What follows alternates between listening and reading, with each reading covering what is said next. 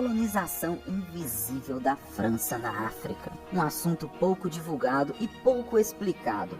Este pode ser o vídeo mais importante deste canal pelo teor e seriedade deste assunto. Hoje vamos entender o plano maligno que fez a França manter vários países africanos como seus escravos até os dias de hoje.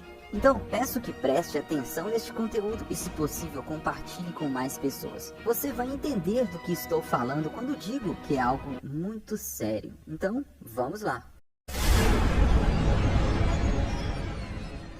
A França, como muitos sabem, foi um dos países de maior império que o mundo já viu. Em sua época de ouro, a França chegou a dominar e governar cerca de 10% de toda a área terrestre do nosso planeta. Isso entre os períodos de monarquia e Napoleão, mas com o passar do tempo foi perdendo muito desses territórios, principalmente os da Europa que tinha conquistado. Mas a partir de 1830, a França deu uma nova guinada para conquistar e se estabelecer em grandes áreas e países da África, formando colônias e mais colônias de exploração. E assim, a bandeira francesa já estava hasteada da Argélia até Madagascar. A França, sozinha, chegou a governar mais de 100 milhões de africanos, que viviam em um território ultrapassando 11 milhões de quilômetros quadrados. Bom, o mundo continuou girando, a França se enriquecendo e veio a Segunda Guerra Mundial. A França foi humilhada e invadida pelos alemães, mas com a vitória dos aliados recuperou seu território e sua soberania. E após o fim da guerra, em 1945, começou um movimento anti-imperialista na Ásia e África, com colônias conseguindo sua independência. E com a França enfraquecida naquele período pós-guerra, não conseguiu segurar bem todas as suas colônias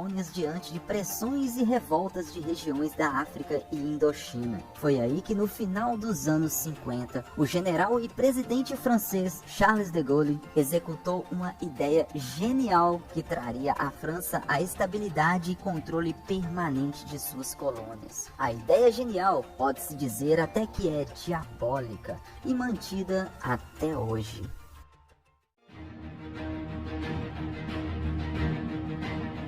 Com o movimento de independência das colônias no mundo, a França, para não perder suas terras de exploração, fez um acordo com 14 países africanos que eram suas respectivas colônias. O presidente Charles de Gaulle, em 1959, prometeu conceder a independência a esses países de forma amigável e sem conflitos, com a condição de que assinassem um acordo de cooperação.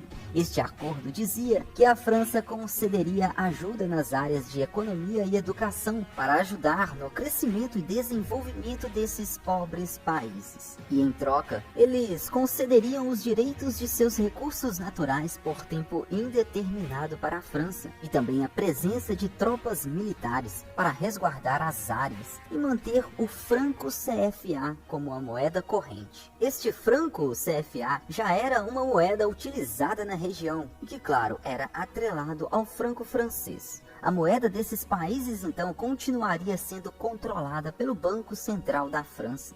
Os franceses deram a opção de assinar ou não este acordo, mas deixaram bem claro que, se negassem, sofreriam retaliações. Bom, diante de propinas e negociações, os respectivos países foram assinando os acordos. Houve um país que seu líder da época negou a assinar. Sékou Touré, da Guiné, disse que preferiria ser pobre na liberdade do que rico na escravidão, se negando a estar dentro do acordo. A França, então, fez deste país um exemplo para pôr medo nos outros. Cortou toda a ajuda financeira externa com sanções, infiltrou agentes para destruir a economia do país com emissão de notas falsas do dinheiro guineense e desestabilizou o governo com ações difamatórias, tornando o país um caos constante. Este caso foi comprovado mais tarde em documentos que tinham a declaração dos próprios agentes posto pela França.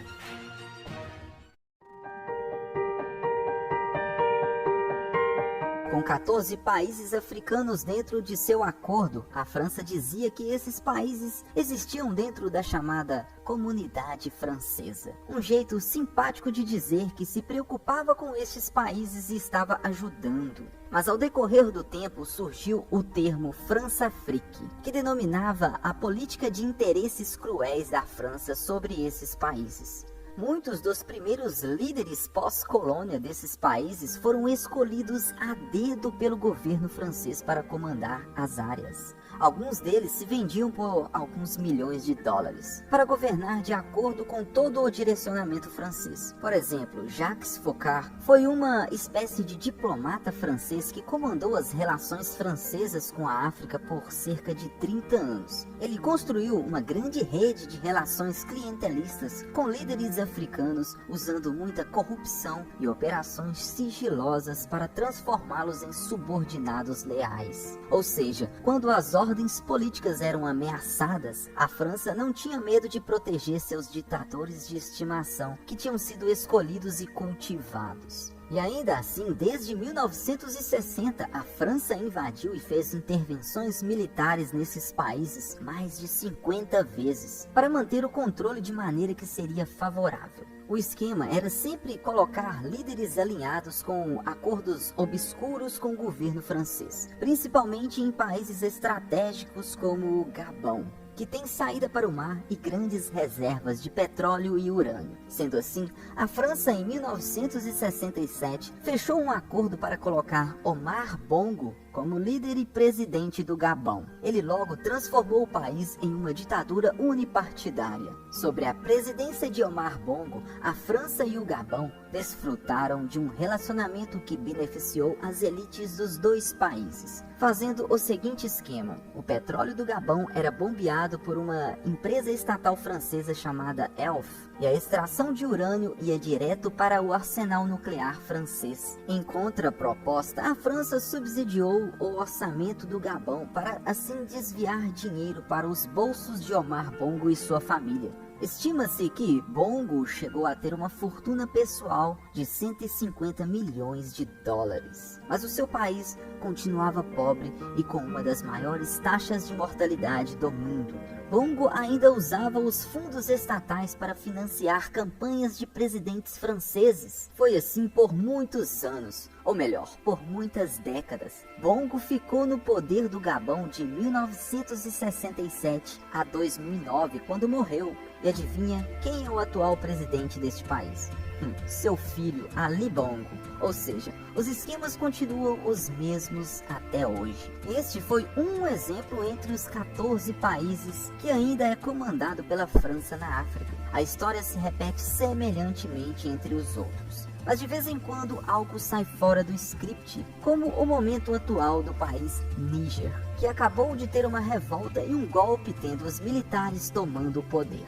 O Níger, que é um país enorme e o grande fornecedor de urânio hoje para a França, que hoje tem 75% de sua matriz energética à base de usinas nucleares, e assim depende deste recurso natural extraído do Níger. Por isso, as tensões estão voltadas para essa região. A França tem um grande problema pela frente, que é tentar retirar este poder militar local e voltar com o presidente que foi eleito democraticamente. As revoltas no Níger continuam grandes, com ataques a embaixadas francesas e atos com dizeres anticolonialistas. Este é um dos grandes problemas desses países africanos. Eles parecem estar condenados a sofrerem, pois toda vez que acontece uma revolta e uma tomada de poder com o intuito de se livrar dos domínios franceses e europeus, os próprios africanos que tomam o poder se tornam também ditadores e continuam escravizando o próprio povo. O país fica em um ciclo de pobreza infinito. E é claro, isso é tudo que a França quer desde sempre.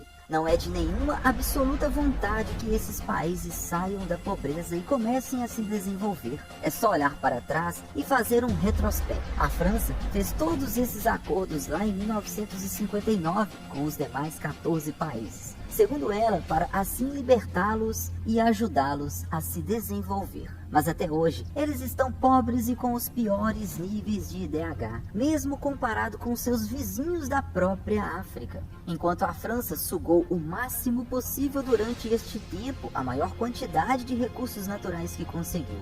Bom, para se ter ideia, uma certa análise feita por um jornal estimou-se que, se a França não tivesse mantido este esquema de neocolonialismo dos países africanos, ela seria a 15ª economia do mundo, e não a 6ª ou a 7ª maior do mundo como é hoje. Bom, claro que não dá para prever como seria o desenvolvimento da França sem essas colônias, mas é exatamente para se ter uma dimensão do quanto o país se enriqueceu às custas de descascar os países africanos diante de muita propina e acordos obscuros ao longo das últimas 6 décadas. Pois podemos reparar que a França não tem minas de ouro, mas tem a 4ª maior reserva de ouro do mundo. A França não tem sequer bons campos de petróleo dentro de seu território, mas é autossuficiente em refinar os barris que chega em seu país todo mês. A França não possui minas de urânio em seu território, mas lida com quantidades absurdas deste recurso para mover suas usinas e projetos.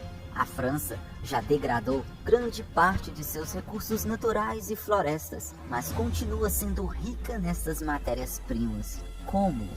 Hoje, a moeda de 14 países dos mais pobres do mundo é controlada pela moeda dos países mais ricos do mundo, no caso o euro.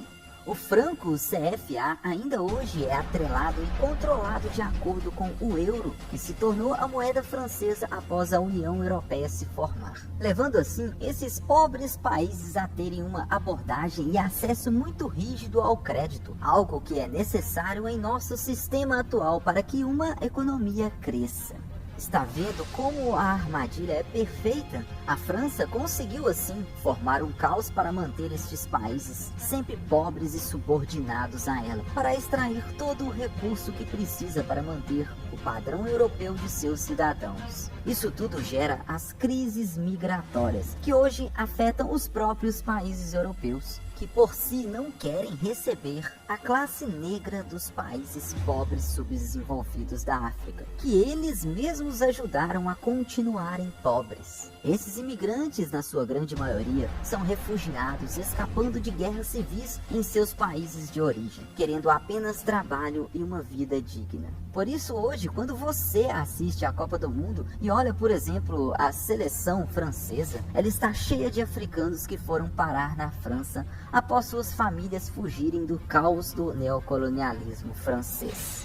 O suposto capitalismo francês, que hoje é comandado por uma elite social-democrata de esquerda, quer que você acredite que eles querem o bem do mundo e do meio ambiente, enquanto usam os países africanos como colônias em pleno século XXI.